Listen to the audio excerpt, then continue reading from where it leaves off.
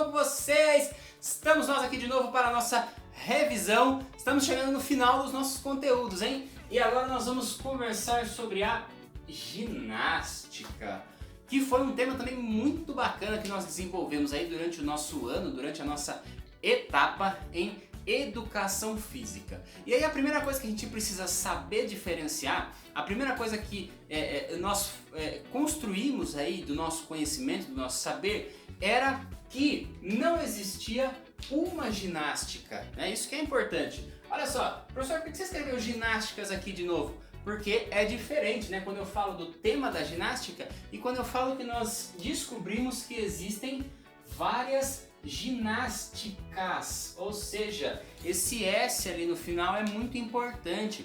Porque quando eu fiz uma atividade com vocês, eu falei o seguinte: poste uma imagem de uma ginástica. Não dei nenhuma especificidade, não é verdade? E aí vieram imagens aí de ginásticas de competição, que a gente vai falar um pouquinho depois, vieram imagens de, por exemplo, pessoas fazendo yoga, vieram imagens de pessoas numa academia, vieram imagens de pessoas fazendo outras coisas. E aí o que eu falei pra vocês? Que algumas estavam certas e algumas estavam erradas? Na verdade não, eu falei que todas essas eram ginásticas, né? Tudo isso poderia ser entendido como ginástica. Ou seja, que nós não tínhamos uma ginástica, mas tínhamos várias ginásticas. E aí eu falei pra vocês que o quê? Nós, entendendo que todas essas eram ginásticas, nós precisaríamos nos aprofundar em uma possibilidade específica. Por quê? Porque a nossa etapa ela não dura para sempre, não é verdade? Nós tínhamos um tempo para estudar ou para desenvolver o tema das ginásticas. Então nós focamos em uma em específico, que era, então, primeiramente, as ginásticas de competição, e aí nós falamos sobre mais especificamente sobre as ginásticas que acontecem nas Olimpíadas, né? Que são a ginástica de trampolim, a ginástica artística e a ginástica rítmica, tá bom? E aí nós focamos nessa ginástica e mais especificamente ainda, aprofundando ainda mais um pouquinho, nós nos aprofundamos na ginástica artística.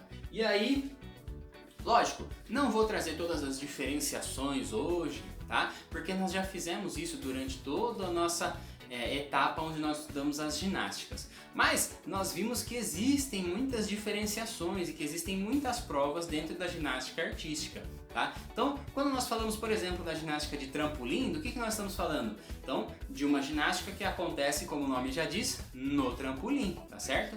Essa é a mais fácil, hein?